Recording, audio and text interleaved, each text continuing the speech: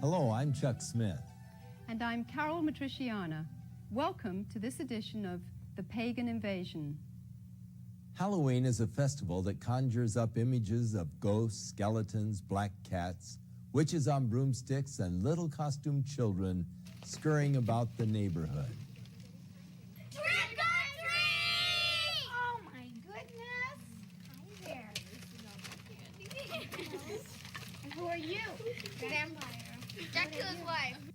While there are some people who may be concerned about the origins of Halloween and its focus on blood, death, horror, and the occult, to millions of youngsters across the nation, it has been adopted as a time to pursue scary fun. It is an opportunity to dress up in ghoulish or fanciful costumes, to engage in the fantasy of being a witch or a vampire, ghost, or devil. Eager trick-or-treaters solicit candy door to door or bob for apples at Halloween parties.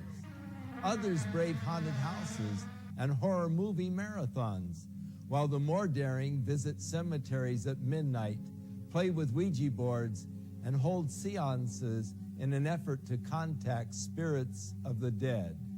One of the biggest promoters of Halloween is the public school system. School-sponsored Halloween-themed activities often include dances, costume contests, carnivals, and arts and crafts projects. Education officials admit that more effort is usually put into the celebration of Halloween than any other holiday, including Christmas and Easter. Is the stimulation of a child's sense of fun and fear all there is to Halloween? Or is there more? For many entrepreneurs, Halloween is big business, a major promotional event used to bring in billions of dollars worth of revenue.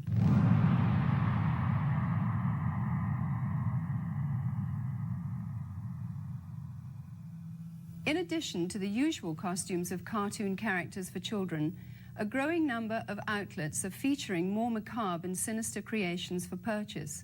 This one well-known department store chain will sell more than $500 million worth of Halloween paraphernalia this year. And that doesn't include revenue from the sales of trick-or-treat candy. Costume shops such as this one are able to stay in business year-round as a result of the tremendous sales and rentals they receive during the Halloween rush. Farmers also view Halloween with an eye toward making big profits. Pumpkins are a traditional Halloween accessory used by households nationwide as jack-o'-lantern decorations. This one Southern California field of only 164 acres will yield nearly $250,000 to its owner. Halloween is manipulated by the promoters of horror movies and videos as a major marketing opportunity.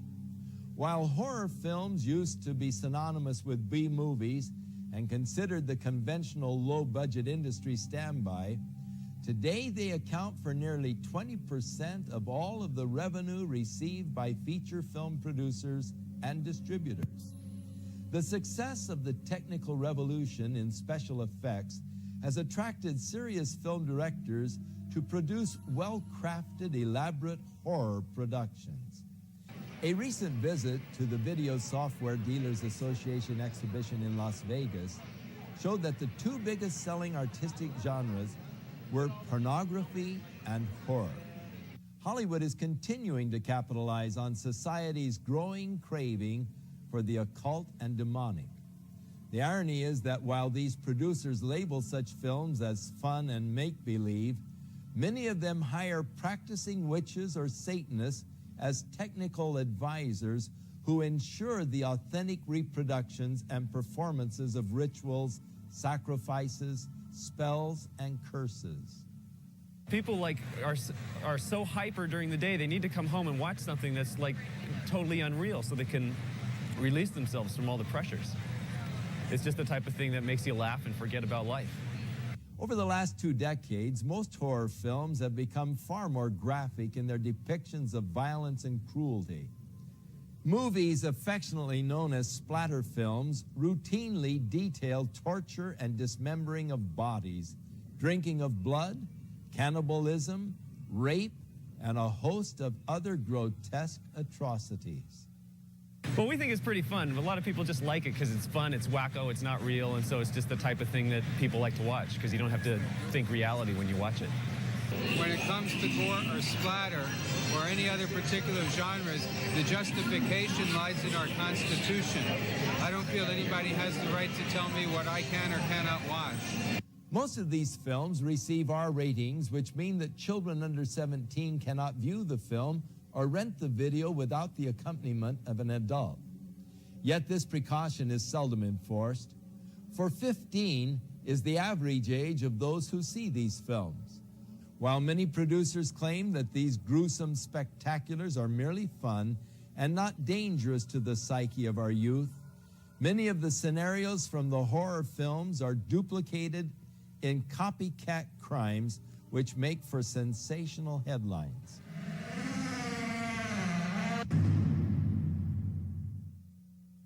Glenn Hobbs was initiated into a satanic coven as a child by his grandfather and continued participating for many years. I recently asked Glenn about his involvement and the importance of Halloween to the occultist. Well, my involvement in satanic worship was, I was involved in it as a child. Of course, I was a generational Satanist, what they call a generational Satanist, and what that means is that my family was involved in it and their family before them. Now, my earliest rememberings of Halloween and some of the things that were involved was, it was a very dark time for me as a child. It was something that I didn't enjoy. Glenn, could you tell us about your involvement in any rituals at Halloween as a child? There was another little girl that was involved in the occult with me, and her name was Becky.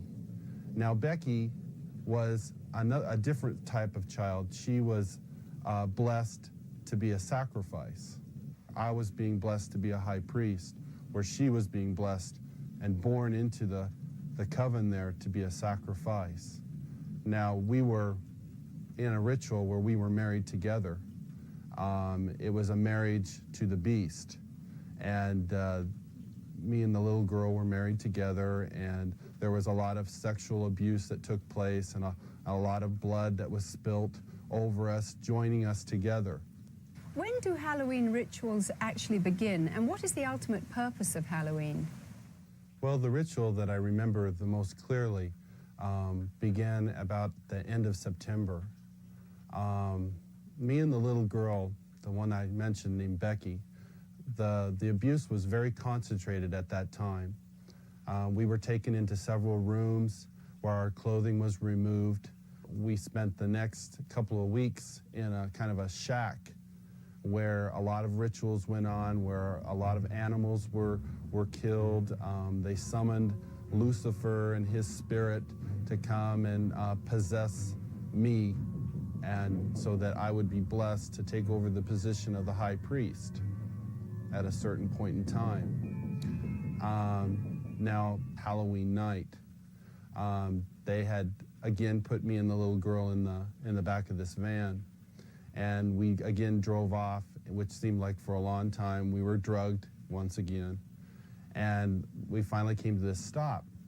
They took the little girl out and they left me in the van. I could hear a lot of commotion that was going on outside. People that were screaming and yelling and this low murmuring and moaning noise that was going on, like some kind of a low chanting noise that was going on. So I knew in my mind there was some type of a ritual going on because I'd heard that many times before. You know, it was real common to see people fall on the ground and convulse and go into convulsions during rituals and stuff with the demonic presence that were around.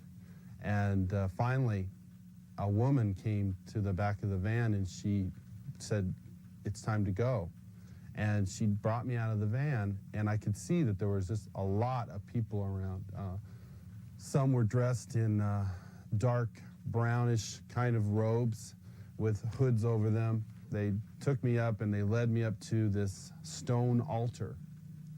And I remember I saw the little girl, and she was on the altar. Now, at first, you know, I just wondered what was going on because you never knew. I mean, they used the altar for a lot of different things. They could have just been sacrificing an animal over, could have been a sexual abuse from the high priest on to her. You know, it was a hard thing to know for sure. Well, they ushered me up to the altar, and I could see that they had bound her feet. They had her feet spread apart, her legs, and they had bound them to the ends of the altar, and they had taken her arms, which were laying out this way, and roped them to the altar, which had little kind of like hooks, which they could bind the ropes around. And she was really white. I remember seeing her, and she was just real pale and real white. And I noticed that they had slit the bottoms of her feet and her wrists. And they were taking the blood that was running out of those areas and putting them into chalices and passing those cups around to different people who were partaking of her blood. Then the high priest, he took the athami, or the ritual knife, and he picked it up and he put my hand on it, and then he forced it into her chest. So when I think back on Halloween, you know, over that period of time that happened, you know, that was the climax event, Halloween night, where they killed that innocent little girl. And this is something that's happening every Halloween. That's not just an isolated event. I mean, there are children all over the world who are losing their lives during Halloween night, and yet we, as a society, we go out and celebrate it, and we go door to door and we ask for candy, and it's a big celebration to us. And I think it's quite ironic how one group of people are thinking it's fun and another group of people are taking human life, and yet they don't, you know, there seems to be this wall and nobody wants to face the facts of what's really going on. Today, reports from all over the world show a growing concern over the mushrooming attraction towards the occult. Heinous crimes connected with the occult, according to police, are reaching epidemic proportions. Halloween is the time when community service organizations warn that children and animals are most likely to be abducted. To truly understand the significance of Halloween and its role in this mayhem, we must go back to its historic roots.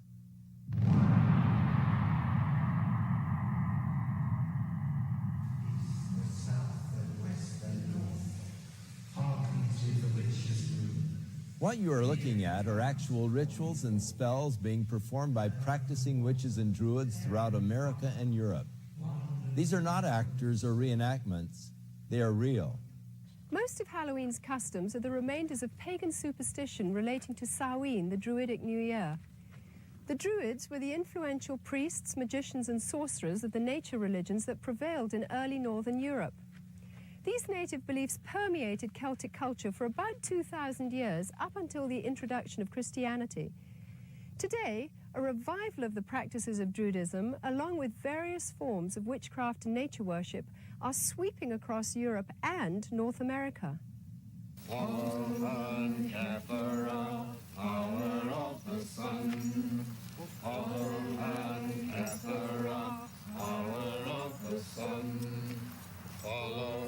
The Druid orders are full of people from all walks of life, from soap opera stars to doctors and lawyers, dentists and toilet cleaners. Anybody can be a Druid. I'm standing on Primrose Hill, which is one of the sacred sites in London, and it was here that the Druid order was inaugurated in its last, most recent cycle in 1717, when a number of Druids from Wales and Scotland and Ireland and Brittany and England came together, and it is here that some of the ceremonies are held. Samhain was seen as a time when the dividing line between the dead and the living was at its thinnest. Consequently, contact with spirit beings was thought to be easiest.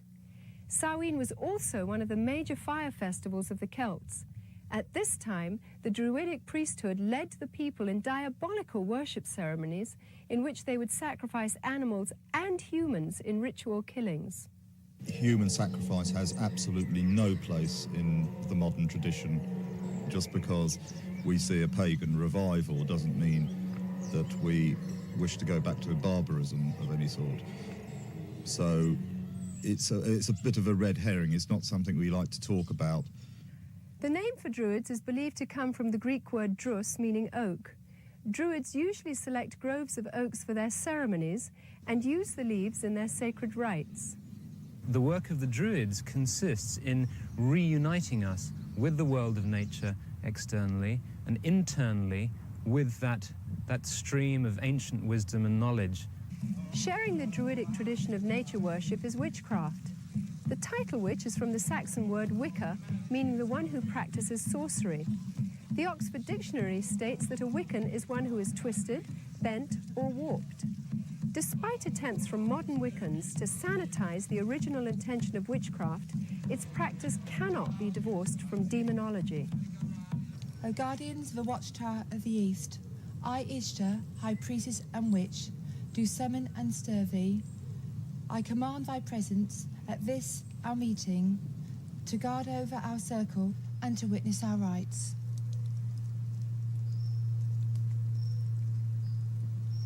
So mote it be. So mote it be.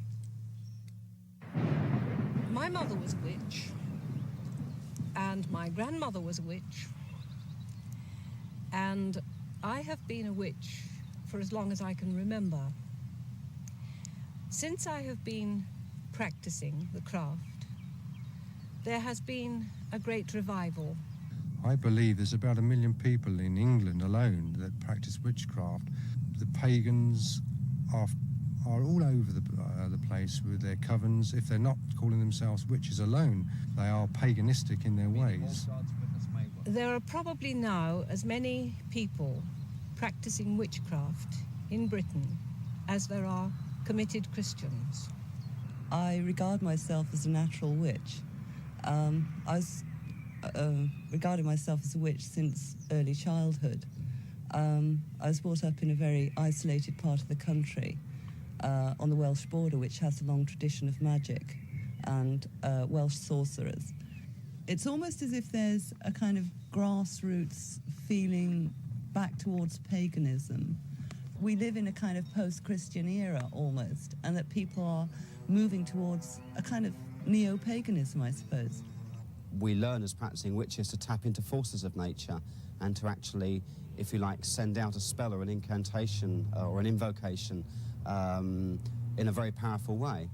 It's in many ways to bring you back to nature, to bring oneself back to nature, and to learn how we fit in with the natural scheme of the universe and the natural scheme of the earth, and understanding what we need to do to heal the planet. Because worship of nature is so central to their theology, large numbers of practicing Druids and witches are dedicated to today's ecology movement. We have a number of initiatives which include planting groves of sacred trees and a campaign for individual ecological responsibility, which is concerned with showing how each of us can become ecologically responsible. I think the time is coming now where we have to take the responsibility by the throat and actually get out there and say, there are answers here. I'm not prepared as a pagan, as a priest, and as a practicing witch to sit back and see my planet, my mother, raped any longer. Goats, O answer unto me. Halloween is often confused as a Christian holiday because of its association with Christian All Saints' Day or the Eve of St. Hallows, All Souls' Day. In fact, the original Christian dedication used to be celebrated in May and was intended to honor those Christians who died for their faith. But by the 9th century, the influential Roman Catholic Church changed the holiday to November, and the Protestant Church soon followed. Today, a thin Christian veil attempts to disguise an ancient pagan festival of the dead, which has become not only a secular observance, but notorious as the most favoured holy day of witches, sorcerers, and devil worshippers. I can't really say when I became interested in Wicca, because it's always been part of me. part of my roots. I love Halloween. I think I'm a very autumn person. We dress up the house with cobwebs and so on, and we cast a circle, and we have a smoky cauldron, and we all scry, which means do clairvoyance, into the smoke which comes out of the cauldron, and we open the gates of the underworld. And if any spirits want to come forward and speak, we listen to them. My first initiation, when I became first degree, was on Halloween, and I felt very, very much in tune with the god. The ancient Druids worshipped Baal, one of the most powerful of all the demon kings. In the list of Enochian demons, Baal is said to be a king which is of the power of the East. Eastern religions emphasize that spiritual power comes from meditation. The common denominator between Druids, witches, and Satanists is the practice of meditation for the purpose of making contact with the spirits of the dead or disembodied souls. You do a lot of meditation with the arts, and you get onto this higher plane. It becomes less physical and more mental. It takes years of painstaking study, meditational work, finding your higher mind, being able to actually tap into the forces of nature and use those. I have, on occasion, touched upon, I suppose you could call them spirit guides. People describe them in a different way. I am aware of a hierarchy of spiritual advisors who live on another plane of consciousness that you can approach, that will acknowledge you and advise you and assist you. We have what we call contacts. There are other names for them. They are beings, that's the easy thing to call them, which can be people who have lived on the earth, or they can be God forms. They become almost as real as the people standing next to you. And whoever else you call doesn't actually materialize. You can't see them in the physical sense, but mentally you know that they are there. You can see them in your mind's eye. They represent really forces in the universe. Forces that are like gravity or wind, but they're forces that have to do with our internal makeup and make our minds work in the way that they work. Margaret Adler, practicing witch and author of Drawing Down the Moon, warns that the trance state, with its roots in ancient shamanism and paganism, is not to be entered into lightly or when alone. For the spirit to be contacted actually enters the witch's body, using it to deliver a verbal message. There is a possibility, if you don't cast a circle, the forces that could come into the room could take over in a form of possession. We had one example here where one young woman, a nurse, was possessed by, I don't know what it was, but a horrible voice came through her and she passed out.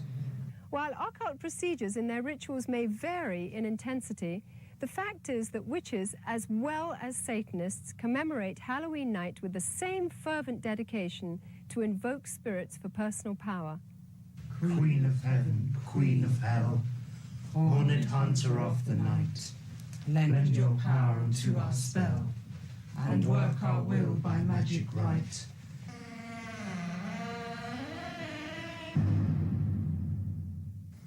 Glenn, you've now been a Christian for some time. What is your reaction when you see Halloween celebrated by people? Whenever Halloween time starts coming around, about the 1st of October, you go into the stores, you see the costumes, you see the mother with her little girl putting the witch's hat on her, and the little boy getting excited about getting the devil mask, and you see the candy, you see the Halloween pumpkins, you see people decorating their houses with skeletons and all these symbols of death. You know, it only serves to bring back horrifying memories to me. Memories of death, memories of children being so abused, so ripped of everything, their character, all in the name of Satan. If a person could really stop the next time they go into that store and realize that there are children who are going to lose their life because people are taking this a step further. There are people out there who don't just celebrate Halloween with trick-or-treat candy. This is a religious holiday to them. This is something that is holy and sacred, and they are taking innocent human life. I can't say, go ahead and have Halloween fun. It doesn't matter if you're participating in Halloween, even if you're not a Satanist, if it's just for fun. No, because these Satanists are using this as a smokescreen. Glenn, you said that Halloween is a religion of Satan. What do you think when you see churches and Christians celebrating Halloween? It makes me sick that the Church of Jesus Christ would take on this horrible demonic thing that is happening in our world. Christians should be the ones who are standing up against this. Christians should be the one who are saying these terrible things are happening and we want to stand against this. Churches should not be having these Halloween parties at all.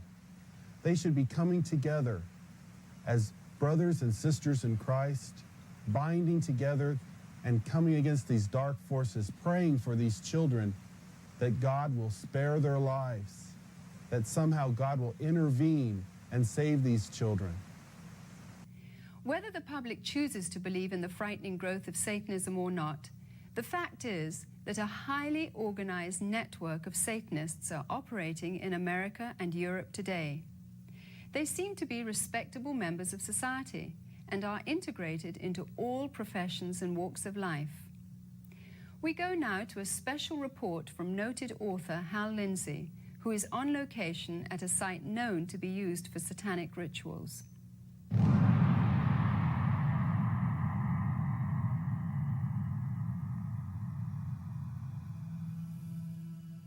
We came out to a place in the hills east of Los Angeles, to a location that has been identified in the past with ritual worship and, we believe, Satanism.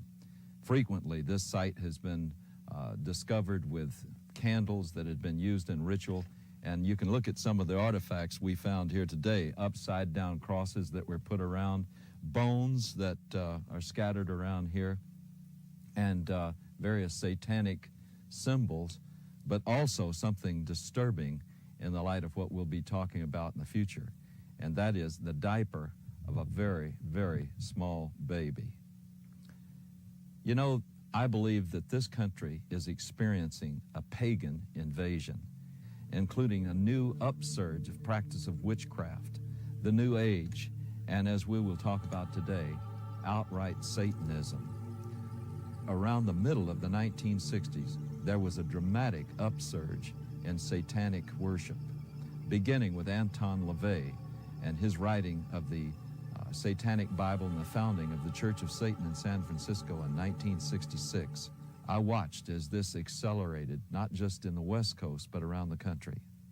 When Charles Manson and his gang in 1969 committed the horrible, brutal crime at Sharon Tate's home, this was done in connection with all of the paraphernalia of Satan worship.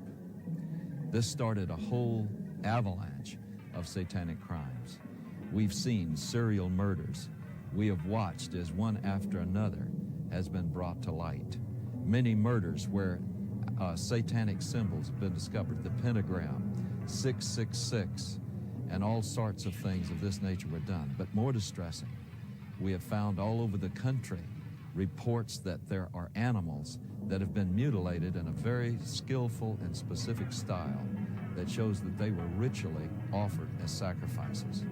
There are now confirmed cases where there have been girls that have been used as breeders and their infant children have been sacrificed to Satan. Halloween seems to be the high holy day for the Satanist and the occultist. Halloween is the time when all across the country, in secret little places, in the dark, there will be little babies sacrificed to Satan. You don't believe it? I know it's hard to believe myself, but there has been such an acceleration of worship of Satan that we believe that these sorts of things are happening, and we have evidence that they are. Satanism exists in this country as it exists elsewhere. It is appallingly evil. It is about murder. It is about child abuse. It's about sexual abuse. It is no joke and must be taken seriously and must be dealt with. If they can ritually abuse children, if they can in any way sexually abuse children, anything to destroy a child's innocence or their trust or their wonder at the world, they will do it. The most tragic stories that I've ever heard are where a child has told people what's been happening, and the adults have said, don't be stupid, that doesn't happen in this country, you're making up stories, you're lying. The problem we're coming across is that the higher officials in these public organizations do not want to acknowledge that this is occurring. We need to lift that veil of misunderstanding and saying, hey, this is a crime to be dealt with. It's the crime of the 90s. It's not going away. Satanists want to recruit. We know that it's been going on for many years. This is not new, but their arrogance and their outwardness about the way they recruit is becoming unbelievable. Sometimes they'll simply suck them in through the local high schools, sex and drug parties. We have an epidemic of young people participating in some strata of Satanism. Now, that doesn't mean that they're all out sacrificing human beings, but they may very well be doing the rituals that involve mutilation of animals. One fire department individual told me all of the woods around our area have these types of rituals going on. It is believed that if you kill an animal, that exerts a tremendous amount of energy that the people there can sort of vampirize on, and so animals would be slain. And this is especially true on the high holidays like Beltane and Samhain, Halloween and May Eve. There's something about sacrifice. If you do it once, you want to do it all the time. Once you've actually passed the barrier of sacrificing an animal, you get this sort of bloodlust where you really want to do it. And I really wanted to do it.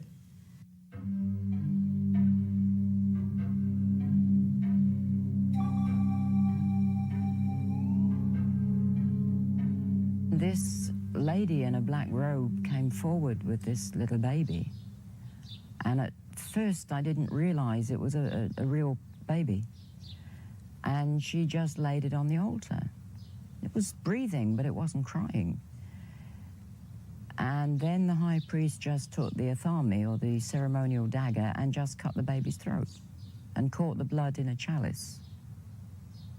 At that point, I was staggering, reeling. I thought I was just going to throw up. I just couldn't believe it. But by then, I was so scared that I just stood there. And then when I was led forward, I thought, this is it. It's your turn. They're going to kill you. And I was lifted up onto the altar. Now, I at that time was still in white. It was part of a sacrifice known as the sacrifice of the White Virgin. And the same blood that had come from the baby was daubed all over my body. Then the high priest raped me. And I think at that moment, I was just, the fact I was still alive went through my mind. I thought, you're still alive. I then had to sign in blood a parchment stating that I would never, ever reveal what had happened in a coven. If I did, I would die. Are human beings being sacrificed? Yes, they are. There's a lot of things that I would look for to make a determination on a ritualistic crime. It could be marks that are found at the scene. It may be things like a pentagram. It may be an upside-down cross. It could be, again, the number 666. It could be a loss of blood in the body, certain parts removed in a certain manner. They're victims. Some are targeted for specific reasons. One, because they wouldn't join. Two, because they did join and they want to drop out. Some of their victims are themselves. They voluntarily do it. In many satanic groups, a mother will be asked to sacrifice her own child to Satan, and she may even, in fact, be ritually impregnated to do that. She may even specifically have been impregnated, and then when the child is born, they never register the child as being born, and they kill it in a very horrible way, and sometimes the mother herself is actually asked to do it. Some of you may not even believe what you've just seen. You may believe that this is just something that's aberrational and that it just doesn't reach the mainstream of America. But just think about some of the headlines we've had recently. The case in Matamoros, where a group in Mexico were practicing human sacrifice, where they kidnapped and actually sacrificed several innocent young people. And think about the Night Stalker case here in Los Angeles, with Ramirez brazenly flashing the satanic symbol and saying, "Hail Satan," and holding up his palm with a pentagram in it. And yet Ramirez was convicted of some of the most brutal crimes that we've ever seen in this civilized society. One case where he caused the woman to say, "Hail Satan," while he was raping and sodomizing her alongside of her husband, whom he had already murdered. These are things that were done as a result, I believe, of getting involved in Satanism. The real Satanists, the hardcore Satanists, are involved in criminal activity, and for that reason they are going to try and look as normal as possible, the better to be able to deceive you. They're doctors, they're lawyers, they're teachers, they're oftentimes people who are in positions of great influence over small children.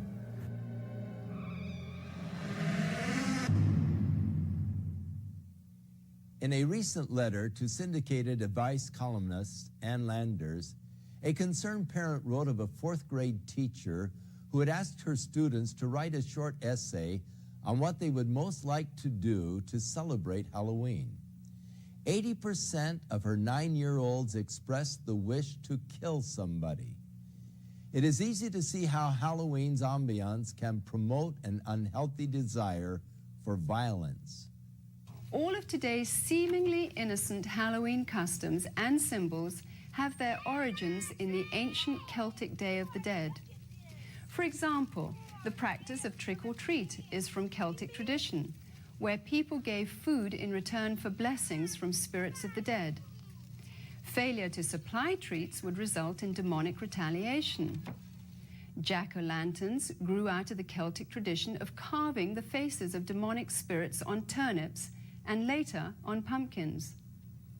The World Book Encyclopedia says the apparently harmless lighted pumpkin face of the jack-o'-lantern is actually an ancient symbol of a damned soul.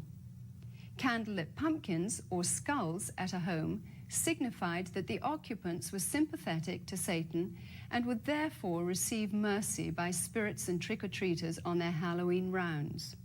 Perhaps the most sickening of all Druidic New Year practices were the human sacrifices which occurred at midnight. Adults and children alike would be thrown into huge fires while the celebrants danced around them in demonic fits of abandon. By morning's light, only ashes and bones would remain. These were called bonfires, which is where we get the tradition of bonfires today. The Druids believed that black cats were reincarnations of the evil dead and were possessed with supernatural power and knowledge. Bobbing for apples was part of the Druidic New Year sexual divination ceremony of fertility. The broomstick and witches' hats were originally considered phallic symbols. When used in the rituals of witchcraft, these objects supposedly transform the sexual energy released during orgasm into psychic energy. By understanding the pagan origins of Halloween, we can no longer claim ignorance. As parents, we are called to a sense of responsibility and must decide whether to allow our children to participate in occultic celebrations which glorify the powers of darkness. Deuteronomy chapter 18 spells out God's position concerning man's participation in divination, sorcery, or communicating with the dead. Verse 12 states that whoever does these things is detestable to the Lord. By participating in the customs of Halloween, whether in fun or ignorance, we are continuing in practices which have been consecrated to Satan. People who love the Lord should stand for separation from these things and not compromise. Christians can gather together at Halloween and use the night to educate themselves to the dangers of paganism and to take the opportunity to pray and wage spiritual warfare against the powers of darkness in their community. It can be combined with a time of worship, praise, and thanksgiving to our Heavenly Father for victory over Satan, death, and hell. Many of the people appearing on this program got involved in the occult because of a desire for divine-like power. The source of occult power is Satan. It is deceptive, exploitive, and will eventually fail to deliver on its promises. And there is always a hidden and heavy price to pay. The power God offers mankind, on the other hand, stems from a personal caring for that which He created. If you don't know God, but would like to experience His life-changing power, then recognize that Jesus Christ wants to be the Lord and Savior of your life. If you accept the fact that His death and resurrection is payment in full for all of your sins, you will have everlasting life. Within all of us, there is a God-shaped vacuum. Throughout the ages, man has attempted to fill that void with the things of the world. But it is only through a relationship with our Creator that we can be truly satisfied. His Holy Scriptures reveal the way in which we can be reconciled to God, and that is through the provisions of His Son, Jesus Christ.